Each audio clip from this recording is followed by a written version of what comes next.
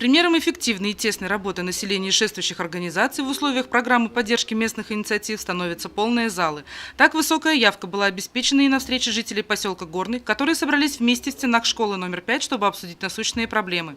На собрании присутствовали родители и учеников, заинтересованные в дальнейшей судьбе строения, которое было запущено в эксплуатацию в 1986 году как основной блок среднеобразовательного направления. Тонкости участия в проекте в области финансирования всем присутствующим пояснил шеф школы, депутат Совета городского округа и руководитель Сибайского водоканала Тахир Муладжанов. Правительство выделяет практически 75%, да?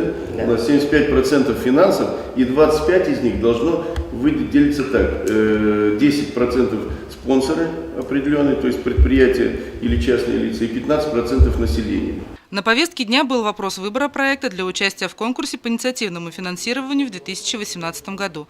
Приоритетными направлениями стали асфальтирование пришкольного участка, ремонт фасада здания. Также жители предлагали озеленить участок улицы, по которому большинство учеников идут в школу. Активные родители единогласным решением подтвердили факт плачевного состояния некоторых помещений школы, которые должны в полной мере отвечать технике безопасности. Вот эти 15% мы должны от населения, то есть инициативно должно исходить от нас.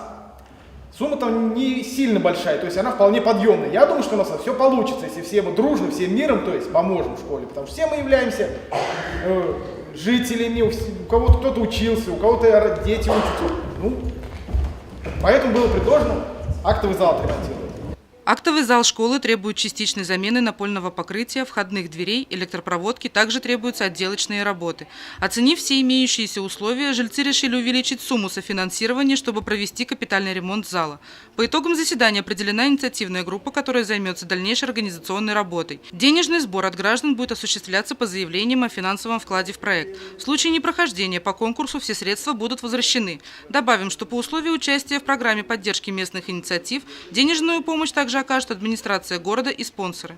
Екатерина Марочкина, Алик Кадыров, Любовь Карпова, телекомпания СТВ.